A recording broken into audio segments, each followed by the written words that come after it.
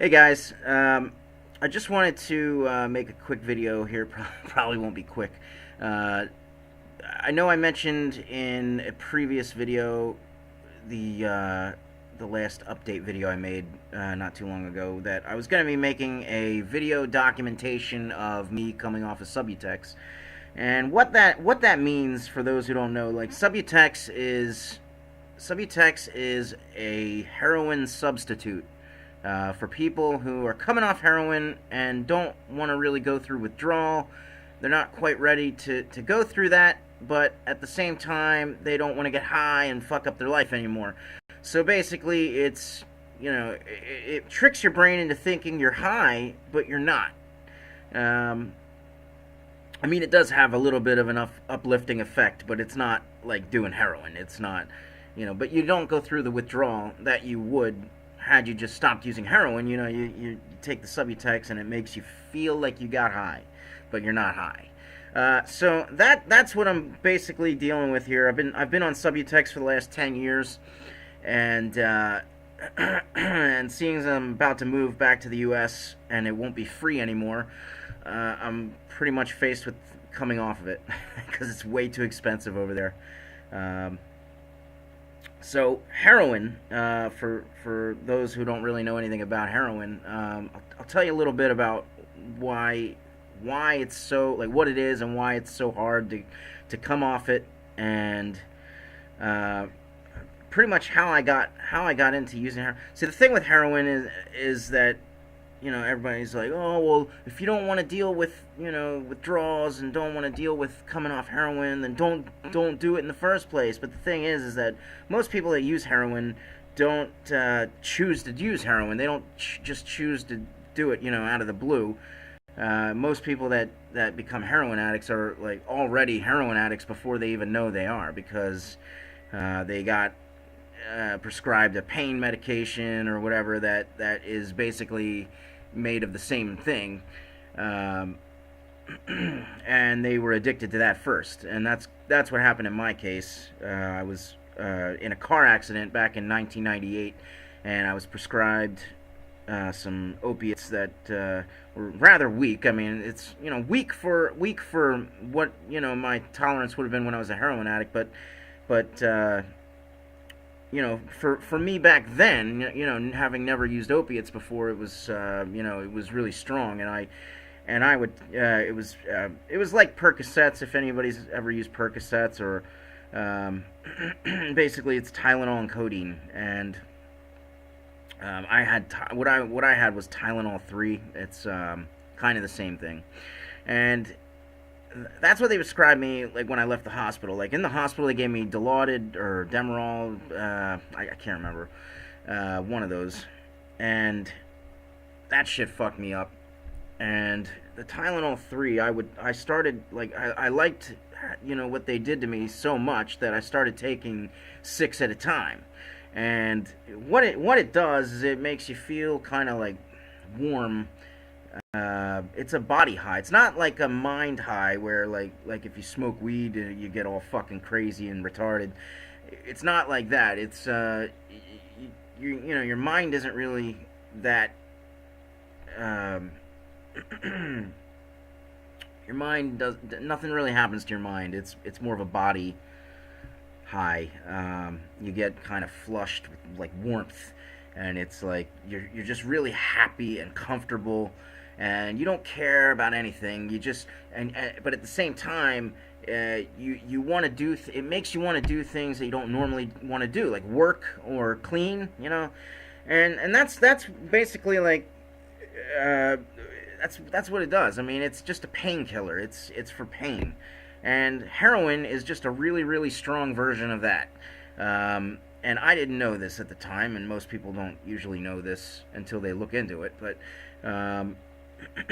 when I ran out of the prescription and I was fine, I was fine. I didn't go through withdrawals or anything, and I just kind of went about my days, And then a couple years later, I had roommates that had access to these same kind of pills, and I started taking those, and they had OxyContins, which are a lot stronger than than what I had before, but basically the same thing again. And I know some people, like people in the South like to call OxyContin the rednecks heroin or hillbilly heroin, but it's not nearly as strong as heroin. I mean, you could take, an oxy 80 milligram oxy, and it's like, low dose of heroin. Depending on where you get the heroin. Heroin that I used was from Jersey, which is the strongest you can find in the U.S. So it was pretty strong stuff. The further out west you go, the worse it gets, and it's like tar shit from Mexico, and it's like it's not very good. But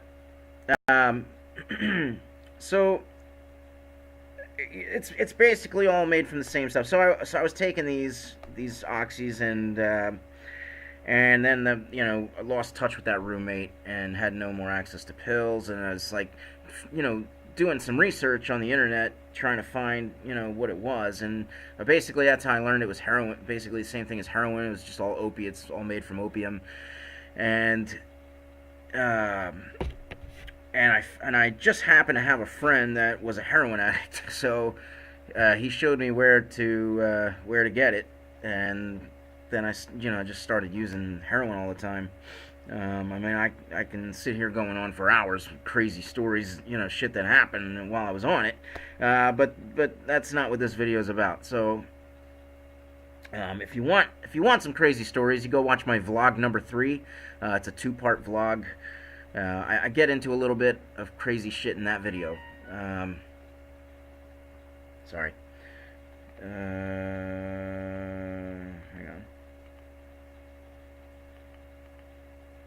Alright. So why is heroin so hard to come off?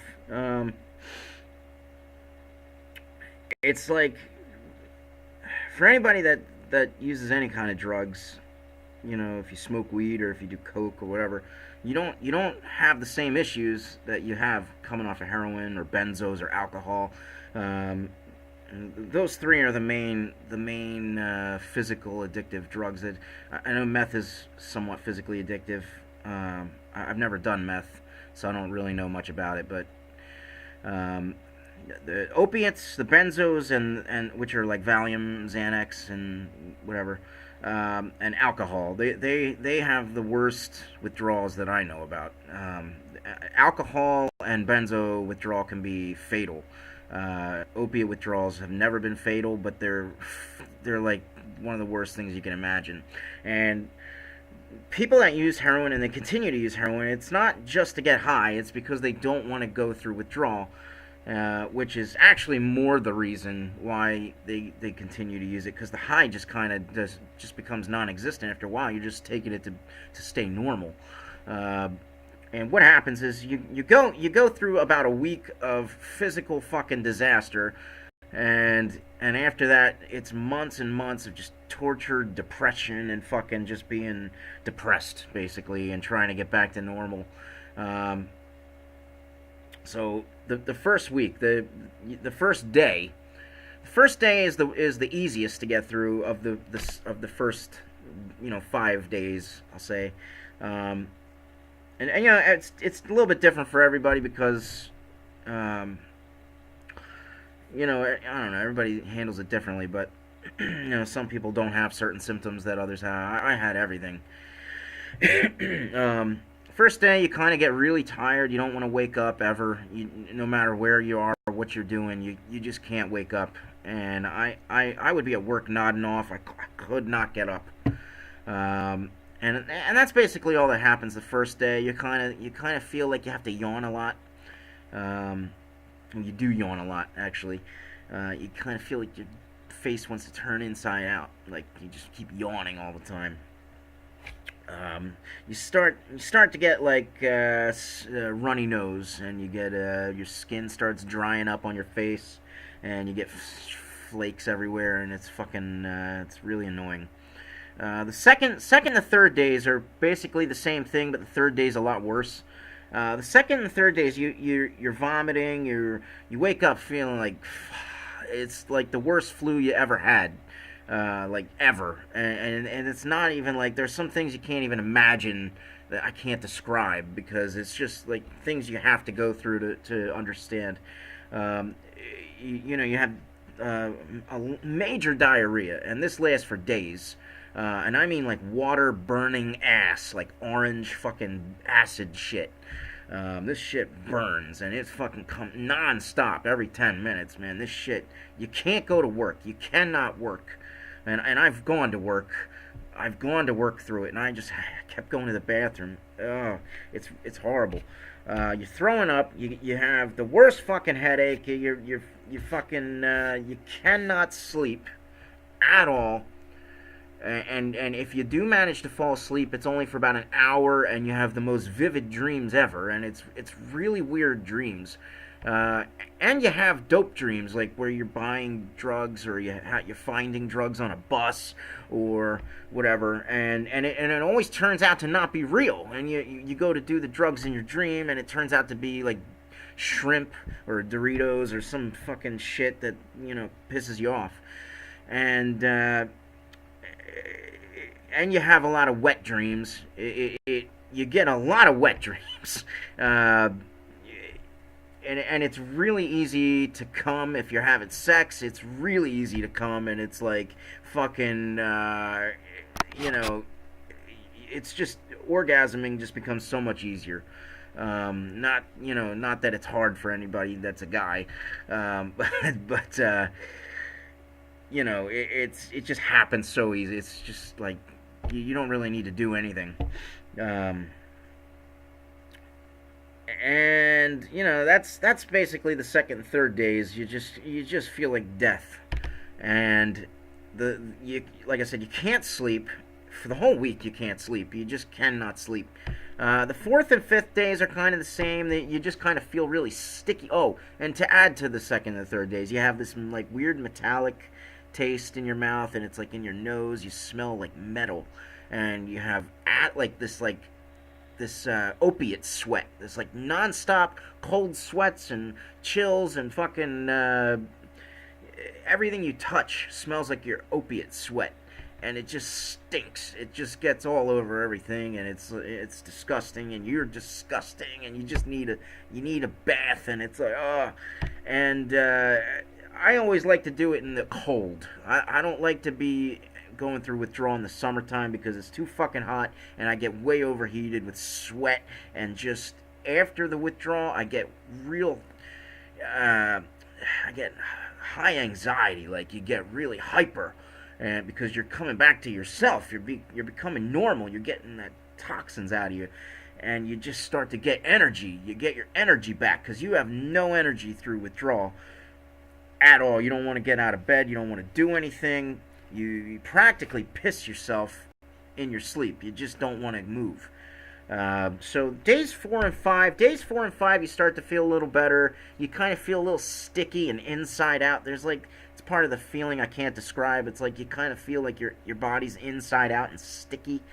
Like your skin crawling feeling. Your legs are really jumpy. That's day 2 and 3 too. Your legs get really jumpy. You can't stop kicking your legs, and it sucks so much. And like I said, days 4 and 5, you feel a little better. You're not as sick. You don't have the headache anymore. You kind of, you're starting to feel better. And then after that, you're pretty much okay, except you're really depressed for a long time. And that's like really why people relapse, is because you can't go through it. Why would you want to go through that when you know you have an instant cure? If you're going through it, as soon as you do any kind of opiates, it's instant. It's fucking instantly feel great again. And it's like you wish you could do that when you were just regular sick, when you had a regular cold. It would be great, but unfortunately that doesn't work. So that's what happens during withdrawal, basically. But like I said, you still can't really know until you experience it, and I really don't advise it. So what the Subutex does, and Suboxone in the U.S. Well, there is Subutex over there, but it's mostly Suboxone, and there's Subutex over here in the U.K. what it does is like you take it and then you just start to feel like you basically, did heroin, but you're not high. You don't get the real high, like, body warmth and the fucking energy. Well, you get the energy because it's making you feel better, but it's not the same. It's hard to explain, but you just feel normal and a little bit uplifted, like I was saying before. So that's why people, continue to do this, and that's why people rob banks and beat people up, and they steal shit from people that they care about. It's the worst fucking thing ever. It really is. So I'm gonna be documenting the whole Subutex thing. I don't know when I'm gonna do it. I'm still trying to decide. I still don't really know when I'm moving or when I'm coming back, where I'm going. I don't fucking know, man. I don't know anything. So I'm still trying to figure it all out. But right now I'm in the middle of trying to get another job to save some money, and I'm probably not going to be doing it for a little bit because I don't want to fuck up the job. I can't go to work and go through that at the same time. So I'm gonna have to do it towards the end, I guess.